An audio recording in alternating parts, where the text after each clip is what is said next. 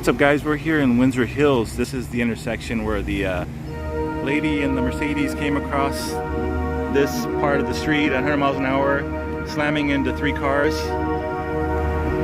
Cars coming to rest in this side over here. Her car ended up over here, but unfortunately 6 people were killed, including a little baby, and this is the memorial for those that were killed. Anyways, we're on La Brea and Slauson in the city of Windsor Hills.